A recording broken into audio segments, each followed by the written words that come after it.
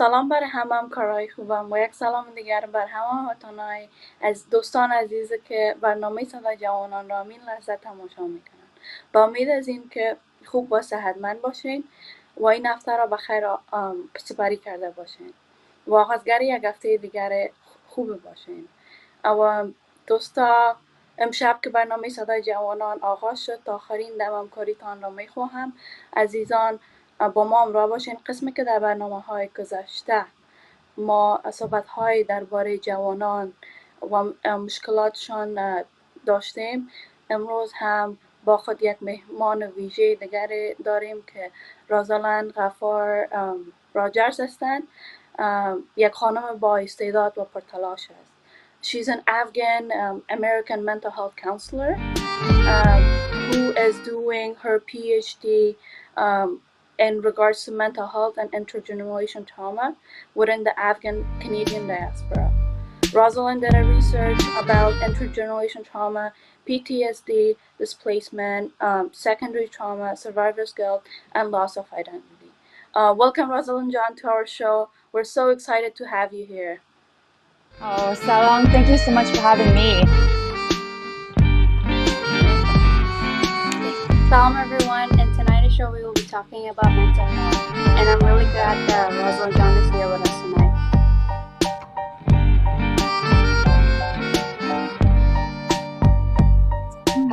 Salam? You can start. You can start.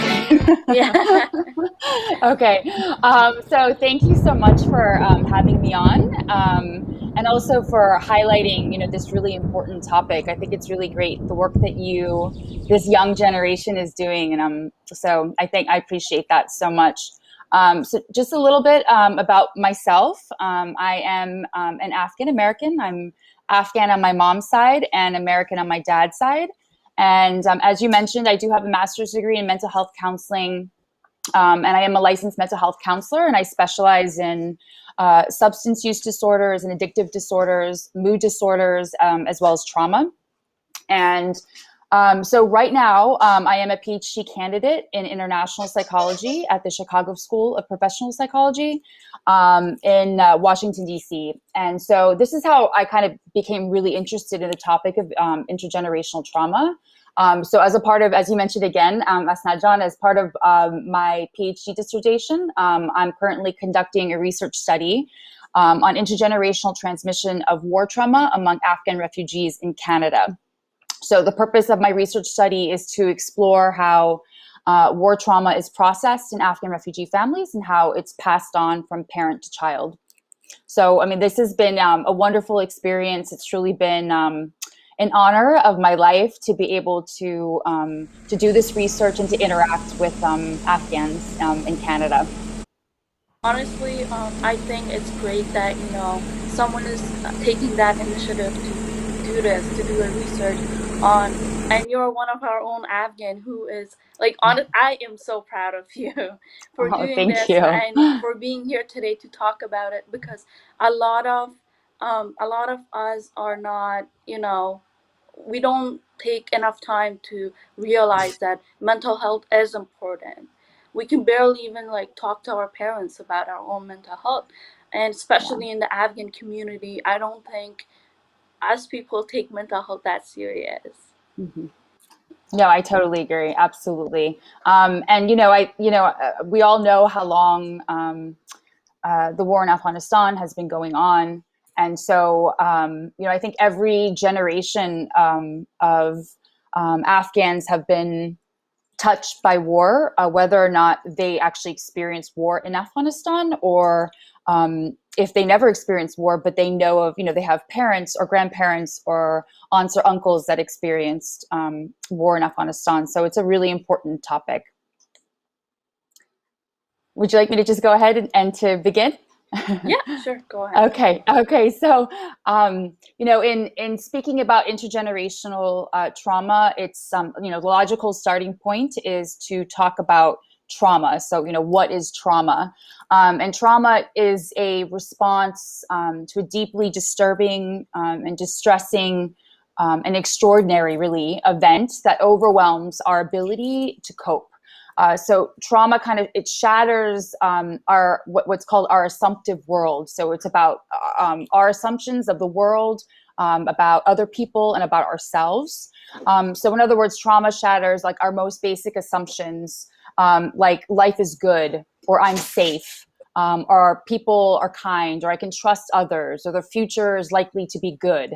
And trauma replaces those assumptions with like the world is dangerous and I can never be safe, or people are cruel, or I can't win, or there's no hope. So what distinguishes people who develop, usually the most severe form of trauma is post-traumatic stress disorder.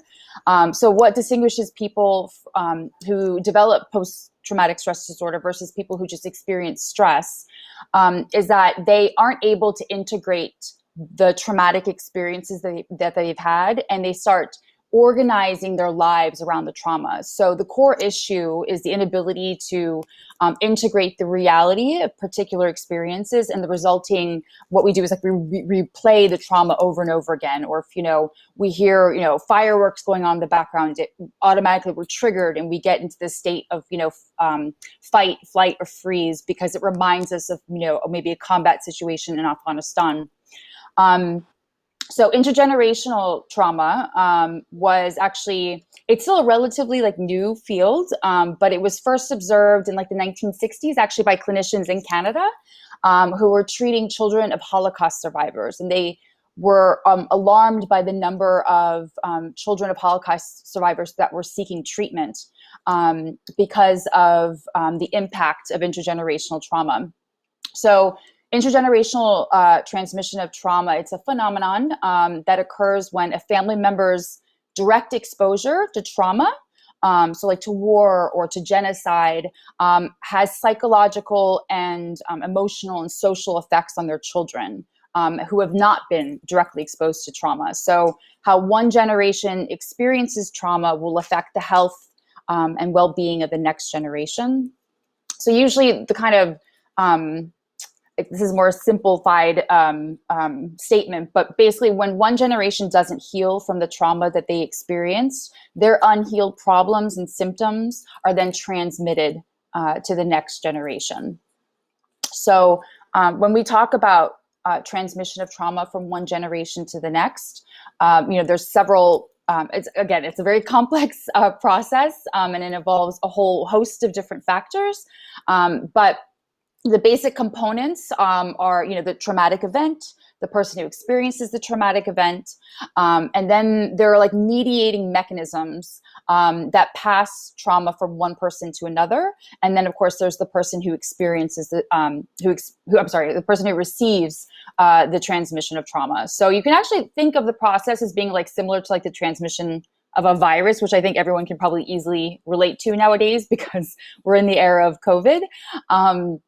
So much like the transmission of a virus from one person to another, intergenerational transmission of trauma operates at multiple levels. And today I'm only going to be talking about the individual and family level, but it does also operate at national level, cultural level, as well as a biological and genetic level, which I'm not going to go into. That's definitely not my expertise.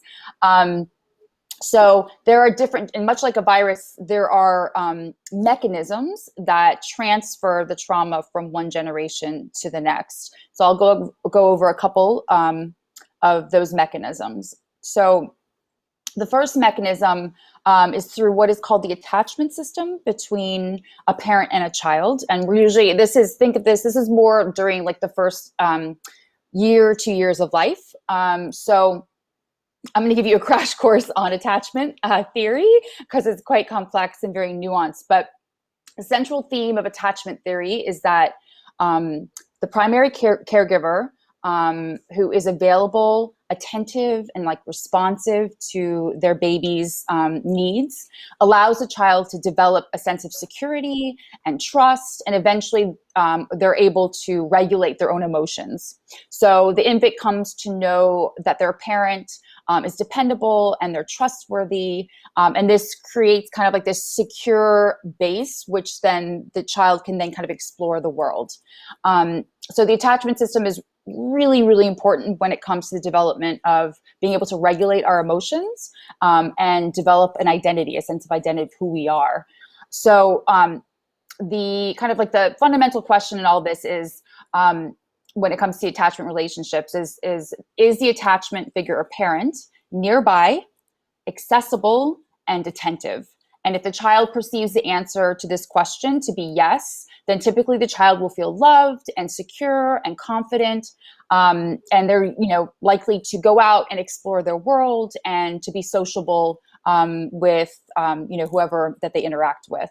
So now, what might happen if the attachment figure or caregiver has been exposed to war trauma and hasn't, the parent hasn't been able to integrate or heal from those experiences? So, trauma affects or is associated with, the serious disturbances in our ability to regulate our physiology, so our heartbeat, and, also our emotions as well as our behaviors. So if a parent suffers from like nightmares or irritability or depression or anxiety or any other trauma-related symptoms, they may not be able to be accessible and attentive to their baby that may be compromised. So if a child experiences the parent as, unresponsive or rejecting or unreliable or frightening, the child will experience herself as like undeserving of attention and love or care, and may come to see themselves as like damaged or flawed because they're not deserving of those things. So that's one mechanism. And a lot of times, a history of unresolved trauma can cause parents or adults in general to live in a state of like continuing fear, like they're on high alert all the time. And it could lead to frightening, or like atypical parenting behaviors. So that's another mechanism, is what we call maladaptive or unhealthy family interactions or negative parenting styles. So if I may interrupt, I'm so sorry. Sure. No, I have a question. Can Sure. trauma be can trauma pass down to the kids while they're attached to their parents? Like, will it affect the kids while the parents are going through like severe trauma, or like anything that's happening when the parents are traumatized? Will it affect the kids? So you mean like when like the mother's pregnant, you mean, with the baby? Is that what you mean? Or Yeah. Oh yeah, absolutely. I mean, there are studies that this is not my field, my part of expertise, because we're getting into like epigenetics and stuff like that. But I mean, there are studies that have shown that trauma modifies or changes like your DNA, you know what I mean? So it's at that most cellular level. And so absolutely, if a mother experiences trauma while she's pregnant, it can definitely affect a child in terms, especially of the most basic kind of like psychological development. And so absolutely, 100%. Thank you for answering that. Yeah, sure. No problem. So in terms of, so I talked, the attachment system is more early on, and now we're talking more like childhood and adolescence. So, parents who have experienced trauma, some parents tend to have maybe exaggerated what they call avoidance systems as a way to protect themselves from getting triggered by things and having, really out of control emotions that they can't manage. So one way that parents protect themselves from arousal or hyperarousal is to have rigid and disengaged boundaries in their relationships with their children. So parents with rigid boundaries typically have a parenting style that's characterized by like being withdrawn, unresponsive, unavailable, not really sensitive. And parent-child relationships with rigid boundaries, typically they lack like intimacy. It's like very hard to like connect with your parent or to get them to like, really express emotions. And usually there's a lack of like empathy. There's usually poor communication. And when these boundaries are taken to the extreme, these rigid boundaries, sometimes physical abuse and emotional neglect may be present in these families. So this style of parenting can create, pretty significant problems for children, in that they may feel like neglected, they may feel unloved or unworthy, or they may act out in order to get the attention and love that they so desperately want from their parent. So that's one side of the boundary spectrum. On the other side of the extreme, some traumatized parents become they're very preoccupied by their fears and their worries and their apprehensions. They experience the world as a very dangerous place, and they have an exaggerated need to kind of control their surroundings in order to feel safer. And one way parents do this is by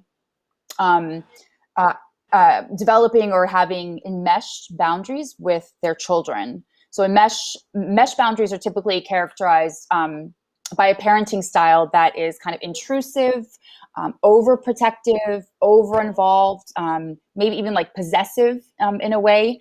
And these relationships, typically there's like a lack of privacy, no locked doors, not allowed, everything that's going on in your life, it needs to be, the parent needs to be aware about. There may be an independence or autonomy is often like discouraged. There may be an excessive use of like guilt and shame to get the child to comply. And children may feel responsible for their parents' happiness, for their parents' well-being. And there may be what's known as emotional contagion, which is, or shared emotions, which is when a parent's emotions dictate the emotions of everyone else in the family. So if the parent's feeling sad, then, the children are feeling sad. If, the parent's feeling angry, then the children are angry. So it's kind of like the parent dictates the emotions in the family. So often as a result, of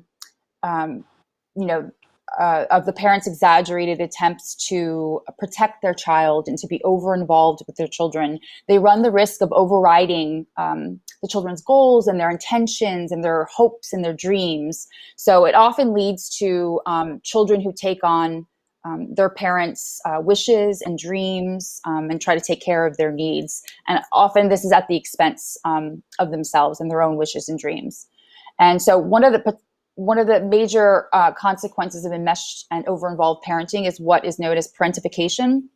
And there's a lot of research out there that supports this parentification as a mechanism of trauma transmission. So parentification occurs when a child is tasked with meeting the needs of or fulfilling the psychological or emotional void that often is present in a parent. And then often they do this by taking the role of like the peacemaker in the family, or like the rescuer or the caretaker, or as like the sole confidant of the parent. And this often leads to like an exaggerated responsibility on the part of the children who fulfill their parents' desires and needs at the expense of their own. And it can be very damaging. And to the extreme, parentification actually could be classified as emotional abuse for children. So I do want to clarify one thing, because this is an Afghan audience. For the boundaries that are typical in Afghan families are very different compared to the boundaries in like a white Canadian or American family, right? It's very different, and that's normal. So I wanted to just kind of clarify that when I use the terms of enmeshment or parentification, they are very Western concepts, and through a Western lens, those things may look like very like bad or unhealthy. And also among refugee populations, it's very common when parents, the family arrives in Canada or the US, that usually kids are much quicker to pick up the language and to adapt. And so therefore the parents do depend on their kids a lot when they arrive. And so that's very normal. So when I discuss these concepts, I'm not endorsing their Western conceptualizations, but even in cultures where enmeshment and parentification are more normalized, both of the concepts can still be taken to the extreme. So when I refer to them, I'm kind of referring to them in the context of like it being very destructive and harmful to the children, and they manifest as a result of parents experiencing traumatic events. To interrupt you, but out of everyone, we literally witnessed this all. Like, we've been through like the Canadian white way of school and see all these white raise students and how they're like allowed to hang out, allowed to sleep over, and allowed to have friends over. And me and Arya ourselves, we never got to do those things because of how our parents went through such traumatic things back home, and they have no trust. They want to keep us so like protected in a way, like they don't want to let us loose, like they don't want to let us be free with other people. And also these like the news also do affect the parents, understanding of how our society is, and like how movies and TV shows now are in like on Netflix, like 13 Reasons Why. They do give a wrong like understanding of how high school is. So now as a parent who's been from like Afghanistan through this new country and whatever, they do get scared. They do get scared, and I do 100% agree that they are like strict compared to any other parent and anything like sleepovers we never got to do, and nothing we ever experienced in high school. We were always going to school, coming back home, and that was it. And I never really like not want that life, like didn't really want to have a sleepover because I didn't want to disappoint my parents, because all I want to do is just make them proud. That's the main goal. That's the main goal, yeah. And I think some of it is definitely cultural. I do think that some of it, the trauma definitely comes in terms of their difficulty trusting other people, or trusting, a new culture in a new country. And I also do think that, like I said, a lot of it is like assimilation and acculturation into a new culture and trying to figure out, how everything works. But I also think that part of it is also trying to restore, I guess, keep Afghan culture alive in their family that is now, completely removed from Afghanistan and what Afghan culture really is. So I think that's kind of part of it. But yeah, I mean, you're not, I don't think that, I think you're probably the part of the, I don't think your experiences are that different from a lot of Afghan children who have parents who've experienced trauma in Afghanistan. So I think that's that's from my experience, that's pretty typical. But another way that trauma is transmitted from, parent to child, that you mentioned that I'm going to touch on is through this instinctive responsibility that's assumed by children to compensate for their parents' suffering through, and it's there's a theory, it's called through invisible loyalties and indebtedness between family members and the inheritance of what we call family legacies. So according to this theory, just to add to sure. Ariana John's point, sorry to interrupt, No, John, you know how she mentioned that we never got to get those sleepovers? I think as we grow up, as our generation, I think that affects a lot on us. Especially that our parents were born in Afghanistan and they had a different experience when they were, went to different school, different environment. They were born in a different, like reality as what we experience in these days. I'm not saying that, we want those things, but it is it's very different for us in here in Canada. We experience different things in daily, and we don't want our parents to, not like, we want their trust. um, I, I believe that they will be like, trauma will always like follow them around, but I think as we live in Canada or America or any other countries that are safe, I think they should let their guards down a little bit, because we know the Afghan culture, we know the Afghan tradition, right? It's not like we're going to do anything bad.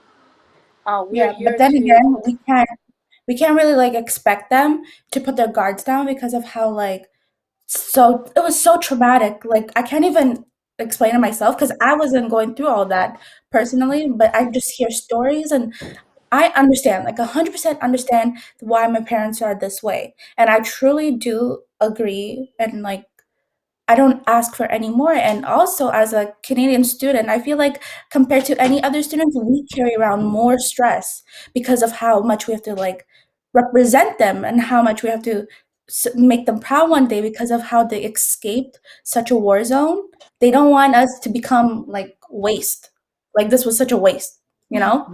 That my daughter's now a McDonald's employee, but not saying McDonald's employee workers are bad or anything, but my parents do expect us to have such a future, like phenomenal future. Yeah.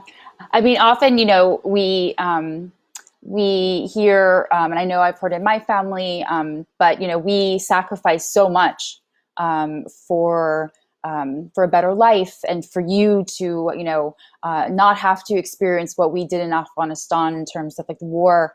And so there's this, you know, expectation of, you know, if, you know, we sacrifice so much for you, then there's an expectation that you know, follow their rules, or that you, what's the right word I'm looking for, that you take on some of the wishes and dreams and hopes that they have for you, and that be a priority in your life. And so that's, I mean, that's part of intergenerational trauma, right? So they didn't get the, you know, a lot of times there's when our parents come from, you know, Afghanistan here, a lot of times there's like a loss of social status or professional status a lot of times.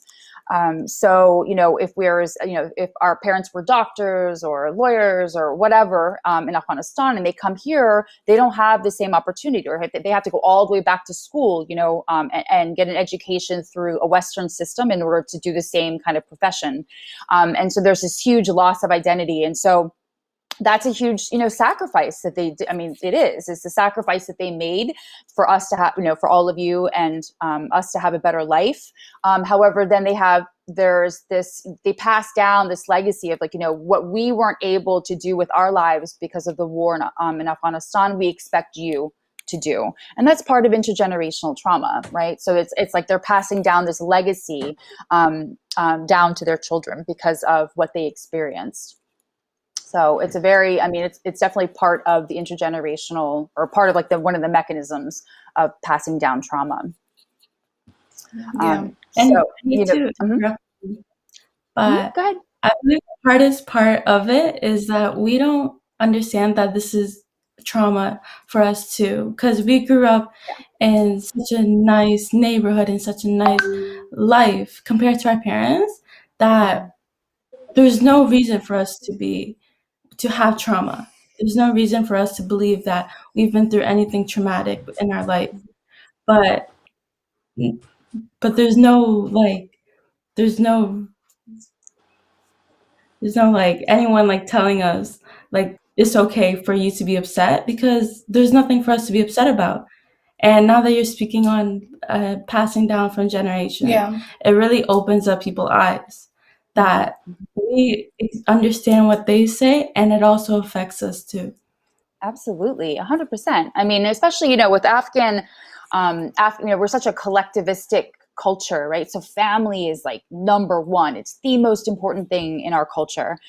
So our relationships are much closer. You know, even with our, you know, we joke around all the time and we say, you know, like, whoever we meet out there who's Afghan, like, oh, that's our cousin, you know, that's definitely our cousin. They may not be related to us, but that's how important family, you know, is. So I think that for Afghans, I think that, you know, if we're talking about intergenerational trauma in terms of like, you know, let's say, I don't know, a Western culture, I think it probably passes down differently, and maybe children aren't as affected because they aren't as close to their parents, because family isn't as important as it is in Afghan culture. So I think that because, you know, again, intergenerational trauma happens on the individual, the family, as well as the cultural level. And so culture dictates, you know, how we experience trauma, how trauma then is passed down from from one generation to the next. And also keep in mind that there isn't that much research out there on this, but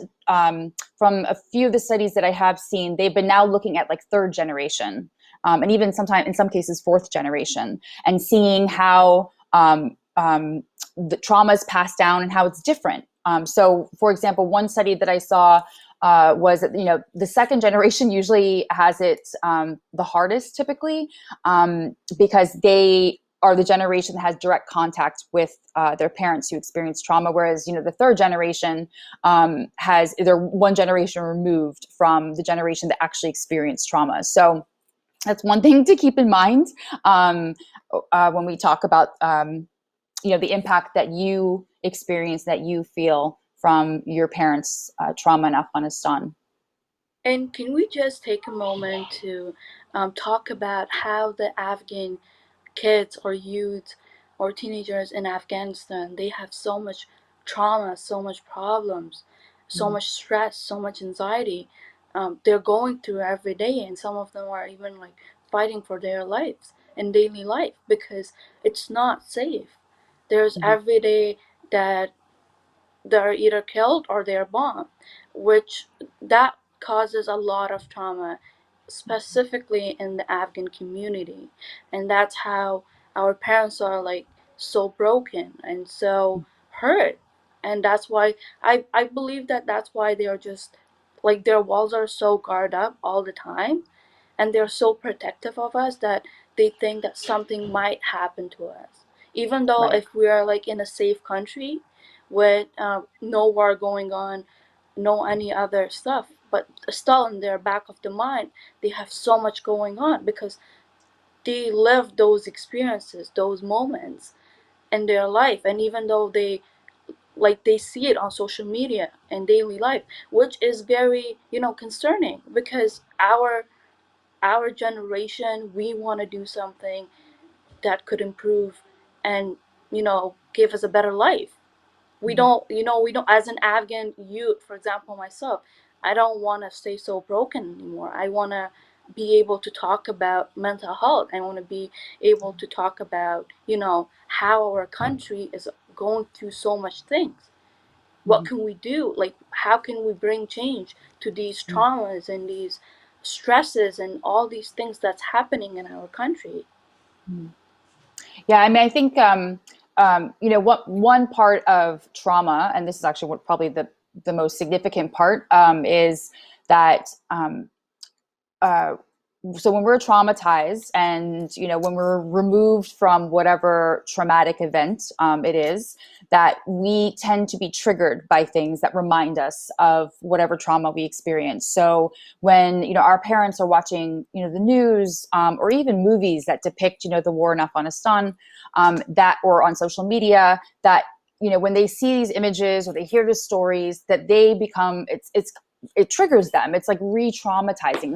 In some cases, they could be living that trauma that they experienced all over again. When they hear about bombs going off, or family members going missing. So that's very re-traumatizing. So for them, then that's a big difference between studying intergenerational trauma with Afghans compared to the other populations that have been studied, like Holocaust survivors, for example, because their trauma is in the past, right? Like, it's done, it's over with, it's in the past. Whereas the Afghans are the only generation that I've seen in terms of the research where it's ongoing, and so it's not something in the past, it's something that we're still dealing with on a daily basis. So that's one thing. And then I think I just lost my train of thought when it came to something else that you said. Oh, in terms of healing, and I know this comes up often, is, how can we help our parents? And I think that's a very, that's a big concern for many of the children of Afghan refugees. And there's a huge focus on that.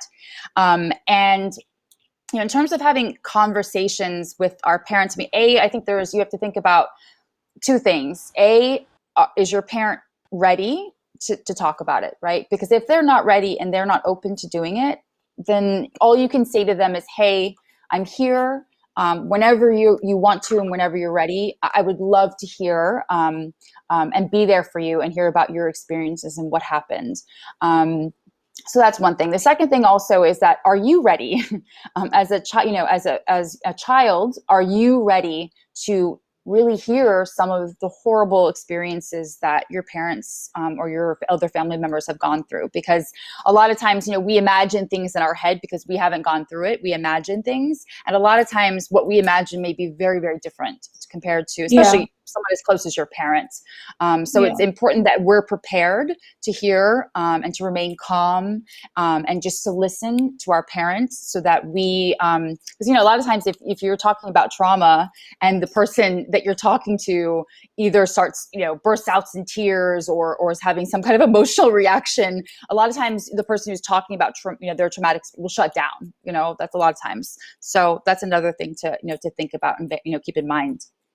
Yeah, that's literally we actually, my parents are very our parents are very open with us, and I truly do love that with all my heart, how open they are. My mom and dad tell us every single story, and at first we weren't really ready for it. I want to say like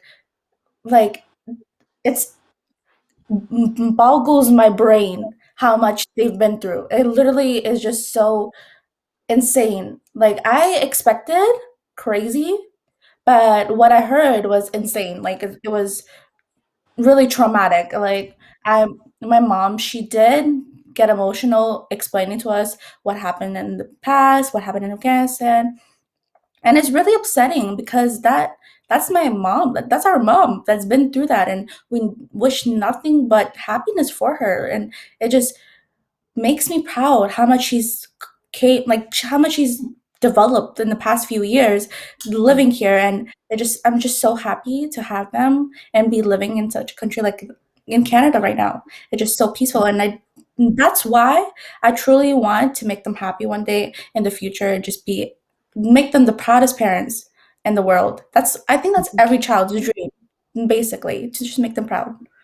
I'm sure your parents are 100% proud of you right now with your PhD mastery. I know they're over the moon right now, and I just hope one day.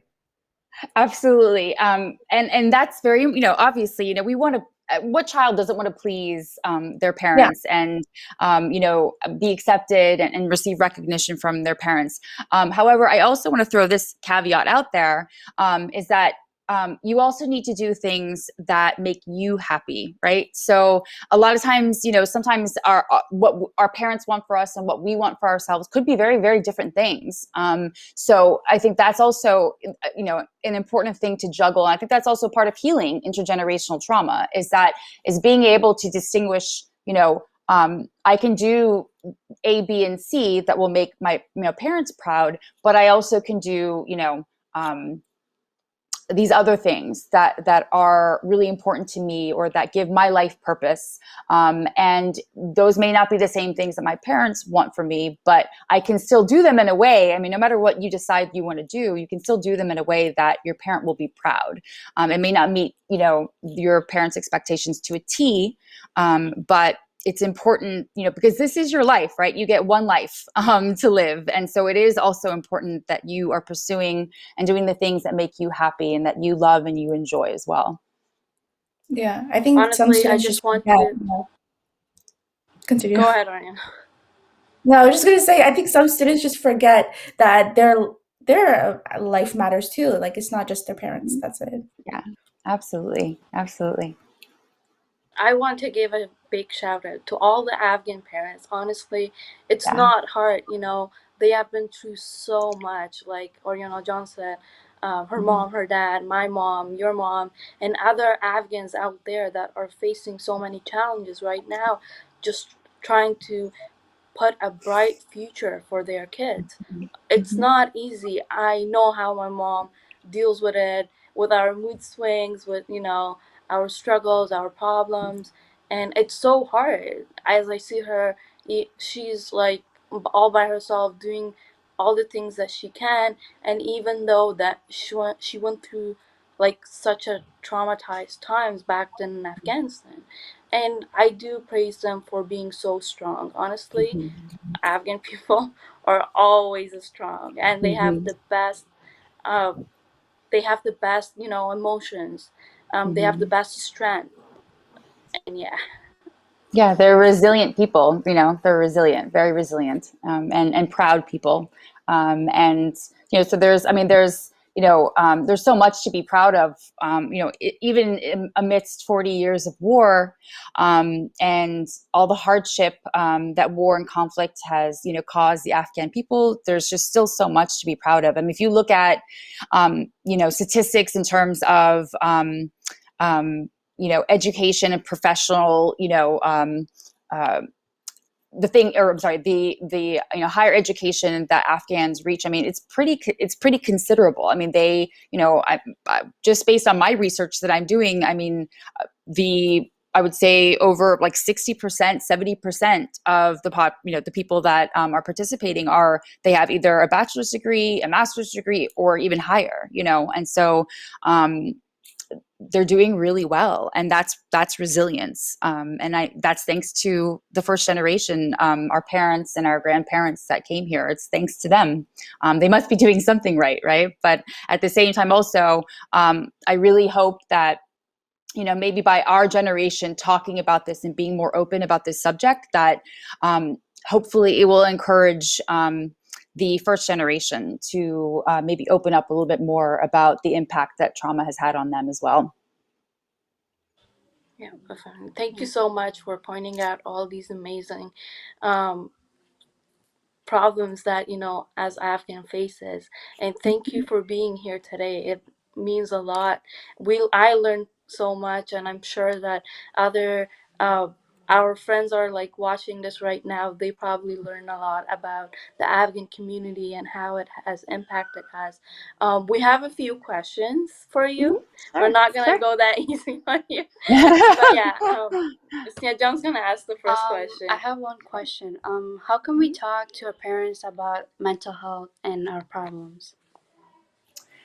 So I, like I said before, I think, the important thing when it comes to talking to our parents about things that we're going through, it helps to know beforehand, before you actually have the conversation, what it is that you want from the conversation before you actually go and speak to them. So, what do you hope to achieve? Do you want them to simply listen and understand what you're going through without offering advice? Or do you want them to give you permission or support for something, or offer advice or help? Or do you need them to help you guide you back on track, if you're having trouble doing something? So it's important because this will help you say why you want to talk in a way that communicates what you need to your parents. I think that's very important to establish that. So, for example, Mom, I need to tell you about this problem that I'm having, but I need you to just listen, please. Okay. Please don't give me advice. I just need you to know that there's something that's bothering me. And then I also think that identifying how you're feeling. So maybe, you're worried or you're scared about talking to your parent about this problem because you think that maybe it'll make them upset. So, saying something like, Mom, I need to talk to you about this problem, but I'm afraid that I'm going to disappoint you. So putting kind of everything on the table, because a lot of times, we don't want to, when we're scared of something or we're worried about how we're going to upset our parents, a lot of times communication comes out kind of messed up, right? So I think it's important to prepare ourselves before having the conversation and being very clear in what we want to accomplish through having this conversation, and also communicating to our parent like how we're feeling.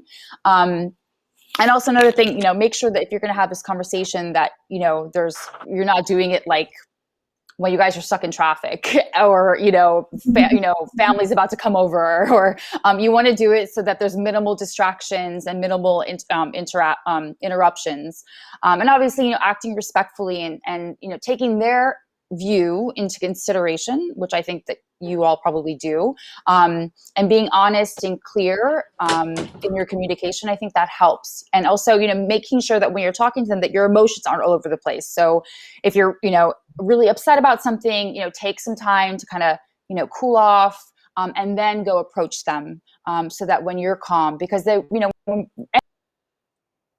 automatically our defenses go up and we can't hear as well when someone is, really upset with us, and showing it. So that's important as well.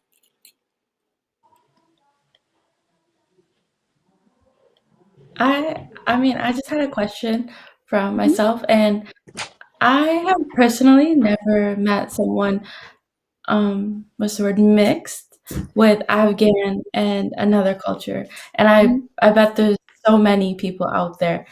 And I just wanted to know like how it is growing up with Yeah. both cultures. So I have I've had a very unique experience, and I'm very lucky. I have both two loving and supportive and understanding parents, and so that therefore I'm blessed. But I also have a unique experience where I've lived overseas as well, so I've had to deal with like a third culture, and being in a new culture. But I will admit, when I was growing up, it was a little difficult for me because as a half Afghan, being in like an American, like pretty much all white school, I always felt different, compared to the American kids. And then also with my family, when I was growing up, I always felt different because I'm the only half American in the family. We're talking about sleepovers and strictness and stuff like that. So compared to my cousins, my parents were less strict compared to like my cousins. So, I would hear my cousins say, like, well, Roz is allowed to do this, why can't I? And them say, well, she's half American, so that was like a common thing. So that was part of it. But I am, again, my extended family, my aunts, my uncles, my cousins, that I absolutely love. They have just been they've just been so supportive, and they've always been there for me, and they show me so much love. Sometimes I almost feel like they show me some more love than some of my other family members. They're wonderful. They show so much love and support to my dad as well. So it has been, it's had its ups and downs, and it's especially as I was growing up when I was a teenager. But in general, I'm so grateful for both sides of my culture. Yeah, Thank and you for asking. also then, why do you think like Afghan parents they don't really like accept depression, even though it's statistically like proven to be, happen in young age students, and like it's you see it on their day to day life, and students say that they're depressed, and you get diagnosed depressed, like that you're depressed, but Mhm. our parents never really. I've even spoken to other students around me, they don't really accept that. I don't want to Mhm. say they don't believe in that, but they don't accept it. Like they don't think it's real. Why do you think Yeah. that is? So I think that, if you think about Afghan culture, I think the last time I checked, and this was probably a couple years ago, but there's like one or two psychiatrists in all of Afghanistan. So mental health, psychiatry, psychology, they're very Western. Western things, and of course, there's our Afghan culture, and our language has sadness and grief and loss. We know what that is, but in terms of labeling it as a disorder, that's something very foreign. Especially with our parents' generation, I think it's probably becoming a little bit more familiar in Afghanistan. So I think there's a generational gap in terms of that, but there's also a cultural, and every culture has their way of understanding and expressing mental health symptoms, like depression. So I use, actually in my research, I use it's called the Afghan Symptom Checklist, and it was developed in Afghanistan, and so they use terminology that Afghans typically use, and I think for the most part, Afghans use very like somatic, physical words to describe mental health or psychological distress or emotion. So like jigar khun, fishar payan, fishar bala, those kinds of things. So it's they conceptually they understand those things a little bit differently than we do here in the West. So that's one thing. But also I think that with trauma, we a lot of times trauma with that like avoidance of emotions, that's a very common thing, and that's a way that to protect ourselves. Like if we cut ourselves off from feeling really bad, then that's a protection mechanism, right? So a lot of times I think that's part of it. And then also I think part of our culture is, being that strong, as you were, Asnajan, as you were mentioning, is being that strong Afghan, that is resilient and can withstand anything. And I think that's part of it as well. We have that in the Western, especially, for masculinity in the Western culture of, don't cry. And so that kind of carries over a little bit. And honestly, I believe that mans, especially Afghan mans, have strong emotions as well. It's just that, they show this face that, they are so strong and they can handle anything that's coming towards their way. But they don't realize that, it's okay to cry. It's okay to ask for a hug. It's okay to, talk about mental health. It's okay to talk about the things that is bothering you. And honestly, there's times that I think about it, that how can I keep my family so happy? How can I keep my family away from this thought that they're having right now? Or, they're thinking about their past. How can I do something that, for a moment, that brings a smile to their face, so they don't have to think about the things that's going on in Afghanistan? But I know that I could never, it's not going to be forever. It's just going to be a moment. But even for a moment, if I could change that, that would mean personally a lot to me, because it's all the time in their mind, in their back of their head, and they're like always worried about everything. And I believe that, when you mentioned that jigar khoon or fashar payan or fashar bala, honestly, that's all from stress. I know personally that how can trauma and stress, it can almost like kill you. I'm not saying that it's definitely going to kill Afghans specifically, but I'm saying that it can be dangerous sometimes. It can affect you in many ways. But that's why, we wanted to talk about this topic, because it is important. It's important that Afghans take a moment to realize that it's okay to not to be okay, It's okay to have a moment of like a crying session or a crying moment. That's like, everything will be okay. But Absolutely. the fact that you're not gonna, take a moment to realize that, your body is going through a sudden change of emotions, that's all okay. And I think our parents should definitely, think about these things. That it is okay, that whatever's going on right now, it will get better. Eventually, it can't be worse all the time. Yeah.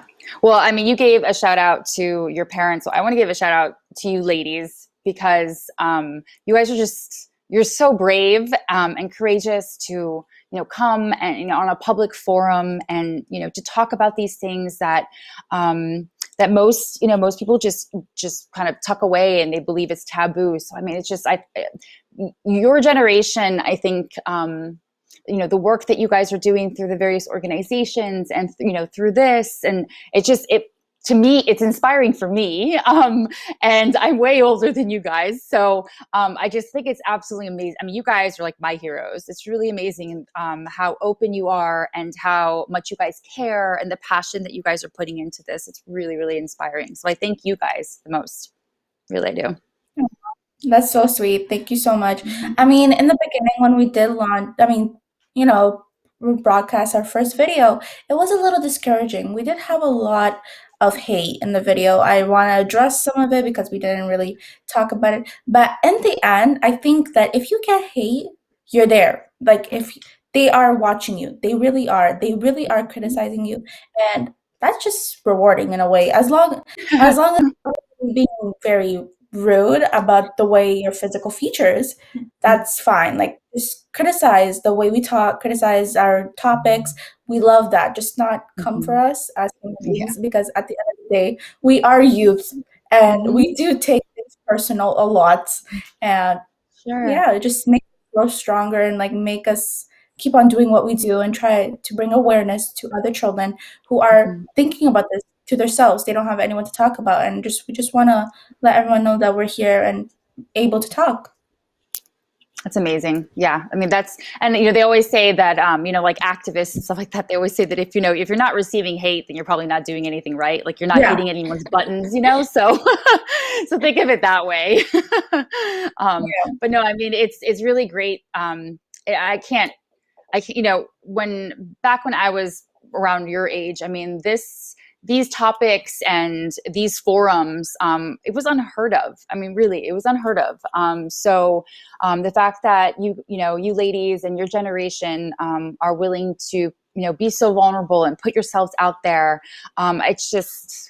it really is inspiring. And so I hope you guys keep doing it and don't let the haters, get you down. You guys are doing amazing work. Thank you so much. Thank you for being here so much today, Rosalind John. Yeah. Honestly, No, thank you. Once again, it was so lovely to have you here today with us.